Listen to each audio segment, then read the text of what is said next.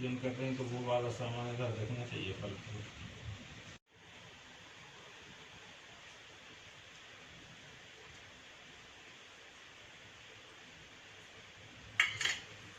क्यों अच्छी क्यों नहीं हुई?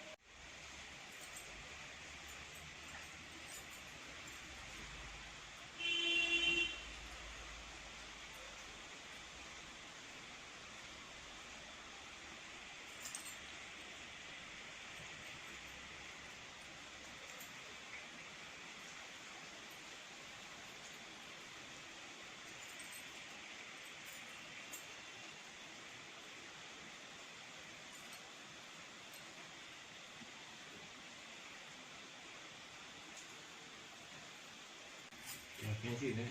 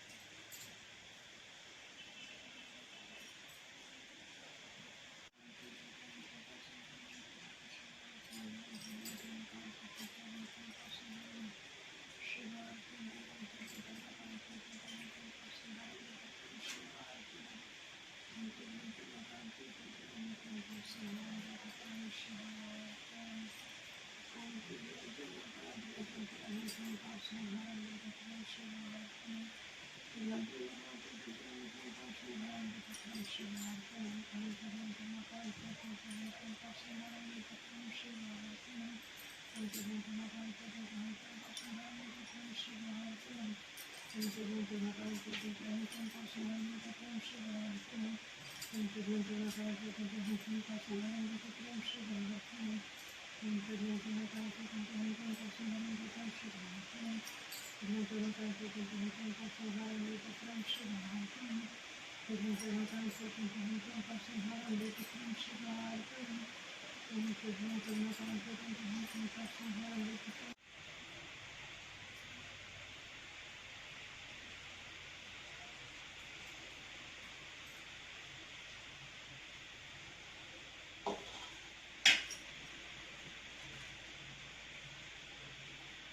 दूसरी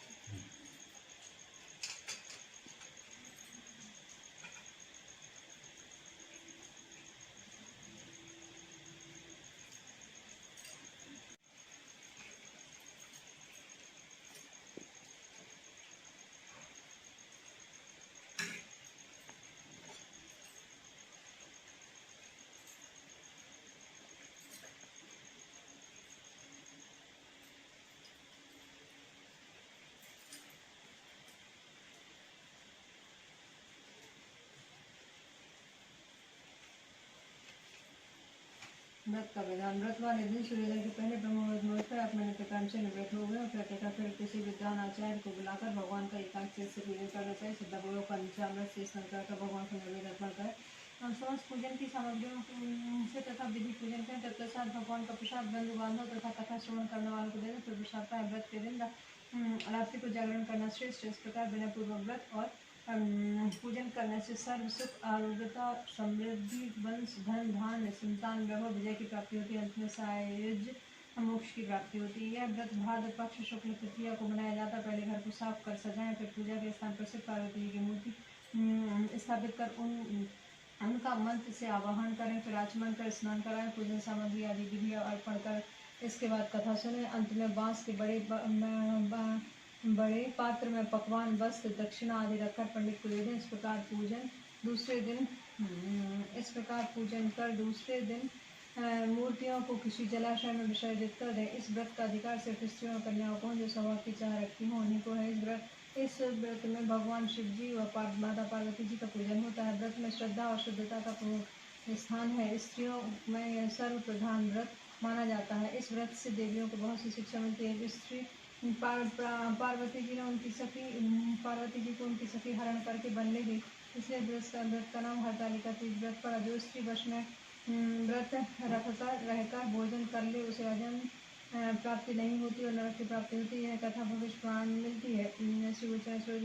सुधाकर्ण कहूँ कथा हरितालिका ग्रंथन के आधार 788 विषण सो कही सूत समझाए, तेही कर उल्था कहत हो गिरिजापति सिरनायक। सूत जी बोले, जिसके घुंघराले हल्के कल्प वृक्ष के बालों से ढकी हुई है और सुंदर एवं नूतन वस्त्रों को धारण करने वाला श्री पार्वती जी की कथा माला से जिनका मस्तक शोभायमान है, ऐसे दिगंबर रूपधारी शंकर भगवान को नमस्कार। हे कैलाश पर्वत की सुंदर चोटी पर विराजमान भगवान शंकर ने गौरी से पूछा, हे प्रभु, आप मुझे गुप्त किसी व्रत की कथा सुनाइए। हे स्वामी, यदि आप मुझ पर प्रसन्न हैं तो ऐसा व्रत बताने की कृपा करें जो सभी कर्मों का सार और जिनके करने से बहुत परिश्रम न करना पड़े, फल भी विशेष प्राप्त हो, तथा यह व्रत करने की कृपा करें कि मैं आपकी पत्नी किस व्रत के प्रभाव से हुई। जगत स्वामी, यदि आप मध्य अवसान से रहित हैं, आप मेरे पति किस दान पुण्य के प्रभाव से हुए। शंकर जी बोले, हे देवी सुनो, मैं तुम्हें उत्तम व्रत कहता हूँ जो परम गौश और सर्वस्व है। यह व्रत जैसे कि ताराओं में चंद्रमा, ग्रहों में सूर्य, बाणों में ब्राह्मण, वर्णों में ब्राह्मण, सभी देवताओं में विष्णु, नदियों में जैसा गंगा, पुराणों में महाभारत, वेदों में सामवेद, इंद्रियों के में मन श्रेष्ठ माने जाते हैं, वैसे ही पुराण और वेदों का सर्वस्व हो। इस व्रत को शास्त्रों ने कहा है कि एकाग्र मन से श्रवण करो। इसी व्रत के प्रभाव से तुमने मेरा आधा शासन प्राप्त किया है। तुम मेरी परम प्रिय हो। इसी का यह सारा व्रत मैं तुम्हें सुना रहा हूँ। बालक महीने को हो शुक्ल पक्ष की तृतीया हो, हस्त नक्षत्र को उस व्रत के अनुष्ठान से स्त्री व कन्याओं के सभी पाप भस्म हो जाते हैं। देवी सुनो, जिस महावान व्रत में था तुमने हिमालय पर्वत पर धारण किया था, वह सबका सब पूरा वृतांत मुझसे श्रवण करो। श्री पार्वती जी बोले, भगवान, यह सर्वोत्तम व्रत मैंने किस तरह से किया था, यह सब भी महेश्वर आपसे सुनना चाहते हैं। शिव जी बोले, उत्तम से उत्तम हिमालय नाम पर्वत महान पर्वत है। नाना प्रकार की भूमि और वृक्षों से शोभायमान है एवं विचित्र मृगादिक पशु वहाँ विचरते हैं। देवता गंधर्व सिद्ध चारण और गुष्य खुश होकर वहाँ घूमते हैं। गंधर्व जन गायन करने में मगन रहते हैं। नाना प्रकार के बंदर मणियों और सोने की ऊंची ऊंची चोटियों रूपी पहाड़ियों को मानो आकाश पर खिलता हुआ सूर्य ज्ञात होता है। उसको आकाश से स्पर्श इस तरह का है जैसे कि अपने मित्र के मन को छू रहा हो। यह बर्फ से ढका रहता है। गंगा की नदी की ध्वनि से वह सदा ध्वनित रहता है। पार्वती, तुम अपनी बाल अवस्था में के 12 वर्ष पर्यंत कठोर तप किया था। अधोमुख होकर केवल धूमपान किया, फिर 64 वर्ष पके हुए फल खाए, जल में जाड़े में बैठकर और बैसाख में अग्नि जलाकर तप किया। सावन में अन्न पान का त्याग कर दिया। एकदम बाहर मैदान में आकर तप किया। एक दिन तुम्हारे पिताजी वहाँ आए। तुम्हें इस प्रकार के कष्टों से देखकर चिंता से वह व्याकुल हो गए। उन्होंने विचार किया कि यह कन्या जिसको दी जाए, यह कन्या किसको दी जाए। उस समय ब्रह्मा जी के पुत्र ज्येष्ठ परमात्मा ज्येष्ठ मुनि श्री नारद जी तुम्हें देखने के लिए वहाँ आए। उन्हें अर्ध आसन आदि देकर हिमालय राजा ने उनसे कहा, हे श्रेष्ठ मुनि, आपका आना शुभ हो। बड़े भाग्यों से ही आप जैसे ऋषियों का आगमन होता है। कहिए आपका सौभाग्यवान किस कारण से हुआ है। श्री नारद मुनि बोले, हे पर्वतेंद्र, सुनिए, मुझे स्वयं भगवान विष्णु ने आपके पास भेजा है। यह आपकी कन्या रत्न है। किसी योग्य व्यक्ति को समर्पण करना ही उत्तम है। संसार में ब्रह्मा, इंद्र, शंकर और वासुदेव श्रेष्ठ माने जाते हैं। उन्हें अपनी कन्या देना ही उत्तम है। यही तो मेरी सम्मति है। हिमालय बोले, देवाधिदेव वासुदेव यदि स्वयं ही जब कन्या के लिए प्रार्थना कर रहे हैं तो आपके आगमन का भी यही प्रयोजन है। तो मैं अपनी कन्या उन्हें दूंगा। यह सुनकर नारद जी यहाँ से अंतर्ध्यान होकर शंख चक्र गदा पद्मधारी पीताम्बरधारी श्री विष्णु जी के पास पहुंचे। दोनों हाथ जोड़कर नारद जी बोले, हे देव, आपका मंगल विवाह निश्चित हो गया। इतना कहकर देवर्षि नारद तो घर पे चले गए। इधर हिमालय राजा ने अपनी पुत्री गौरी से प्रसन्न होकर पूछा, हे पुत्री, मैंने तो तुम्हें गणध्वज वासुदेव जी के प्रति देने का विचार कर लिया। पिता के इस प्रकार के वचन सुन वह अपनी सखी के घर गई और अत्यंत दुखी होकर पृथ्वी पर गिर पड़ी और विलाप करने लगी। उसे इस प्रकार दुखित और विलाप करते सभी ने देखा और पूछने लगे, देवी, तुम्हें कौन सा दुख हुआ है, मुझसे कहिए, तुम्हें जिस प्रकार से भी सुख हो निश्चय ही वही उपाय करूंगी। पार्वती जी बोली, सखी, मुझे प्रसन्न करना चाहती हो तो अभिलाषा सुनो। हे सखी, मैं कुछ और नहीं चाहती। मेरे पिताजी कुछ और चाहते हैं और मैं कुछ और चाहती। मैं अपना पति श्री महादेव जी को वर चुकी हूँ। मेरे पिता इसके विपरीत चाहते हैं, इसलिए हे सखी, तो अब मैं अपनी देह त्याग कर दूंगी। तब इस प्रकार से श्री पार्वती जी का वचन सुन सखी ने कहा, हे सखी पार्वती, तुम घबराओ नहीं। हम दोनों यहाँ से निकलकर ऐसे वन में पहुँच जाएंगे जिसे तुम्हारे पिता जान नहीं सकेंगे। इस प्रकार आपस में सम्मति करके श्री पार्वती जी को वह घोर वन ले गई। तब पिता हिमालय राजा ने लड़की को घर में ना देखकर तलाश किया। घर घर में ढूंढा किंतु वह ना मिली। तो विचार करने लगी, मेरी पुत्री को देव दानव किन्नरों में से कौन ले गया। मैंने नारद जी के आगे विष्णु के लिए कन्या देने की प्रतिज्ञा की थी। अब मैं क्या दूंगा। इस तरह की चिंता करके मूर्छित होकर गिर पड़े और ऐसी अवस्था सुनकर ही हाहाकार करते ही लोग हिमालय के यहाँ पहुंचे और पूछने लगे। हिमालय ने पूछा, किसी दुरात्मा ने मेरी कन्या का अपहरण कर लिया है, किसी काले सर्प ने उसे काट लिया है या फिर सिंध्याग ने उसे मार डाला है। मालूम ही नहीं हो रहा है मेरी कन्या कहाँ से ले गई है, या तो किसी दुष्ट ने उसे हर लिया है। यह कहते कहते शोक से संतप्त होकर हिमालय राजा वायु समान कांपने लगे। तब तो तुम्हारे पिता हिमालय राज ने सिंह, व्याघ्र, वज्र आदि हिंसक पशुओं से भरे एक वन से दूसरे वन जाकर तुम्हें ढूंढने का महान प्रयत्न किया। अगर अपनी शक्तियों के साथ तुम भी एक घोर वन में जा पहुंची। सुंदर नदी बह रही थी, इसके तट पर बड़ी गुफा थी, तुमने देखा। तब अपनी सखियों के साथ तुमने उस गुफा में प्रवेश किया। खाना पीना त्याग करके वहाँ श्री पार्वती जी के साथ मेरा बायलू का लिंग स्थापित किया। उस दिन भादों के महीने में शुक्ल पक्ष की तृतीया थी, साथ में हस्त नक्षत्र भी। मेरी अर्चना पूजा तुमने बड़े प्रेम से आरंभ की और बीजों तथा गीतों के साथ रात का जागरण भी हो गया। इस प्रकार यही तुम्हारा परम श्रेष्ठ व्रत पूरा हुआ। उसी व्रत के प्रभाव से मेरा आश्रम हिल गया और मैं तत्पश्चात ही वहाँ प्रकट हो गया जहाँ तुम सब सखियों के साथ उपस्थित थी। और मैंने दर्शन देकर कहा कि हे वरानन, वर मांग। तब श्री पार्वती जी बोली, हे देव महेश्वर, यदि आप मुझसे प्रसन्न हो तो स्वामी बनिए। तब मैंने तथास्तु कहा। फिर वहाँ से अंतर्ध्यान होकर कैलाश्वर पहुंचा। इधर जब प्रातः काल हुआ तब तुमने मेरी लिंग मूर्ति को नदी में विसर्जित किया। अपनी सही सखियों के साथ में वन में प्राप्त कंद आदि से में उनका तुमने पान किया। हे सुंदरी, उस सब सखियों के साथ तुम सो गई। हिमालय राजा तुम्हारे पिता भी उस घोर वन में पहुंचे। अपना खाना पीना त्याग कर वन के चारों ओर तुम्हें ढूंढने लगे। नदी किनारे दो कन्याओं को सोता हुआ उन्होंने देखा और पहचान लिया। फिर तुम्हें उठाकर अपनी गोद में लेकर रोते हुए कहने लगे, हे पुत्री, सिंह व्याघ्र आदि पशुओं सहित इस घोर वन में तुम क्यों आई? तब पार्वती जी बोली, पिताजी, मुझे आप विष्णु जी को देना चाहते थे। मुझे यह बात अच्छी नहीं लगी, इसलिए चली आई। मेरा विवाह यदि आप शंकर जी के साथ करोगे तो मैं घर चलूंगी, नहीं तो मैं यहीं रहना पसंद करूंगी। तब तुम्हारे पिता ने कहा कि अस्तु, शंकर के साथ तुम्हारा विवाह करूंगा। उनके ऐसा कहने पर तुम घर आए और तुम्हारे पिताजी ने भी विवाह विधि से तुमको मुझे समर्पित कर दिया। हे पार्वती, तो यह उसी व्रत का प्रभाव है कि तुम्हारे स्वभाव की वृद्धि हुई है। तभी अभी तक किसी के सम्मुख मैंने इस व्रत का वर्णन नहीं किया। इस व्रतराज का नाम हरतालिका है। सो देवी, अब श्रवण कीजिए, क्योंकि अब तुम अपनी सखियों के साथ ही इस व्रत के प्रभाव से हरी गई हो, इसी कारण इसका नाम हरतालिका हुआ। श्री देवी जी बोली, हे प्रभु, आपने इसका नाम तो कहा, कृपा करके इसकी विधि भी कहिए, और इससे कौन सा फल मिलता है, कौन सा पुण्य लाभ होता है, किस प्रकार से कौन यह व्रत करे। ईश्वर बोले, हे देवी जी, सुनिए, यह व्रत सौभाग्य का देने वाला है। जिसको सौभाग्य की इच्छा हो वह यत्न पूर्वक इस व्रत को करे। सबसे प्रथम वेदी की रचना करे, उसमें 4 केले का खम्भ शोभित करे, चारों ओर बंधनवार, ऊपर रेशमी वस्त्र बांधे, विभिन्न रंगों के और वस्त्र भी लगाए। उस मंडप के नीचे भूमि को अनेकानेक चंदनादिक सुगंधित जल द्वारा लीप कर शंख भैरी मृदंग आदि बजावे। यह मंडप मेरा ही मंदिर है, इसलिए इसमें नाना प्रकार के मंगल गीत होने चाहिए। शुद्ध रेती से मेरा लिंग श्री पार्वती जी के साथ वहाँ स्थापित करे। बहुत से पुरुषों के द्वारा गंध धूप आदि से मेरा पूजन करे। फिर बहुत से पुष्पों के द्वारा गंध धूप आदि से मेरा पूजन करे। फिर नाना प्रकार के मिष्ठान आदि नैवेद्य समर्पण करे और रात को जागरण करे। नारियल, सुपारियाँ, मौसम्बी, नींबू, केला, सेब, नारंगी आदि और ऋतु अनुसार ही अनेकों फल, उस ऋतु में होने वाले नाना प्रकार के कंदमूल, सुगंधित धूप दीप आदि संग से लेकर मंत्रों का द्वारा पूजा करके चढ़ा दो। मंत्र यह है, शिव शांत पंचामुख शूली नंदी भृंगी महाकाल गुणों से शंभु आपको नमस्कार हो। शिव प्रिया प्रकृति सृष्टि कारण श्री पार्वती मंडल रूपी शिव रूपी जगत रूपी आपको नमस्कार हो। हे शिव, नित्य ही कल्याण कारिणी जगदम्बे जीवन स्वरूप बारंबार नमस्कार हो। आप ब्रह्मचारिणी हो, धन की धात्री हो, सिंहवाहिनी हो, संसार के संताप से मेरी रक्षा कीजिए। हे महेश्वरी, जिस कामना के लिए आपकी पूजा की है वह कामना पूर्ण करें, राज्य सौभाग्य मिले, संपत्ति प्रदान करें। हे माता पार्वती, आपकी जय हो। शंकर जी बोले, हे देवी, इन मंत्रों के साथ प्रार्थनाओं द्वारा मेरे साथ तुम्हारी पूजा करें और विधिवत पूजा विधि पूर्वक कथा श्रवण करें।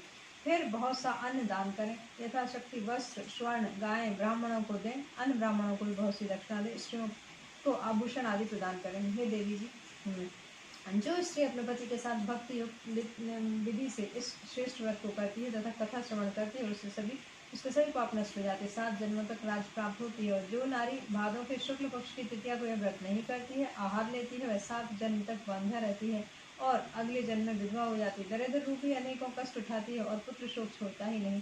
जो उपवास नहीं करती वह घोर नरक में पड़ती है। अन्न से के आहार से उसे शुक्री का जन्म मिलता है, फल खाने से बंदरी हो जाती है, जल पीने से जोक हो जाती, खीर के आहार से सर्पिणी हो जाती, मांसाहार से व्याघ्री हो जाती, मिठाई खा लेने से तितली हो जाती है, फल खा लेने से विपीलिका हो जाती है, सभी वस्तु खा लेने से मक्खी हो जाती है, सो जाने पर अजगरी हो जाती है, पति के साथ रमण करने पर मुर्गी हो जाती है। शंकर बोले, इसी कारण सभी स्त्रियों को यत्न पूर्वक हर वर्ष यह व्रत करते रहना चाहिए। चांदी को सोने के, बांस के अथवा मिट्टी के पात्र में दही अन्न रखे, फिर वस्त्र दक्षिणा श्रद्धा पूर्वक सब श्रेष्ठ ब्राह्मण को दान करे और उसके अन्न कर पारण अर्थात भोजन करें। हे देवी, जो स्त्री इस प्रकार से सेवा व्रत किया करती है वह तुम्हारे समान ही अपने पति के साथ पृथ्वी पर अनेकों भोगों को भोग करके विहार करती है, फिर अंत में शिव का सानिध्य करती है।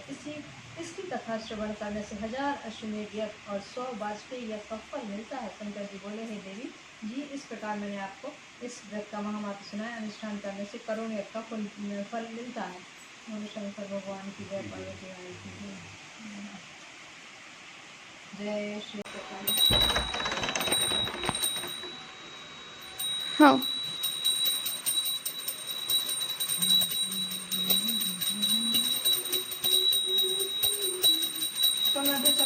श्रीशैले मल्लिकार्जुन मुद्दे महाकाली ओंकारे महेश्वर शरण्यं व्यासनाथं दक्षिणामूर्तिं शंकरं चतुर्मंत्रामेशं नागेशं दारुकावणे स्वर्णशतु विशेषं त्र्यंबकं गौतमीपते हिमालय लक्ष्मीधरं विष्णुशस्य शिवालय एतानि ज्योतिर्लिङ्गानि सायंकाले पठिने सप्तजन्मकं पापं विस्मरणे विघ्नश्यति जय।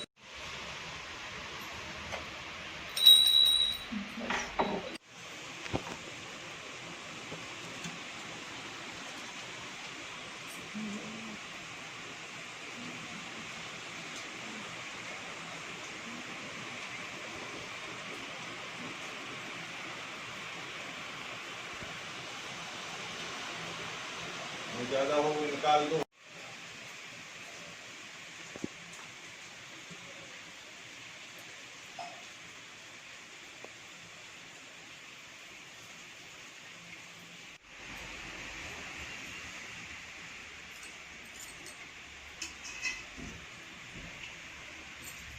जैसे जैसे फूल रखे हुए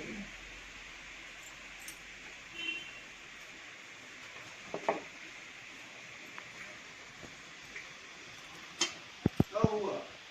आ गई वो तुम।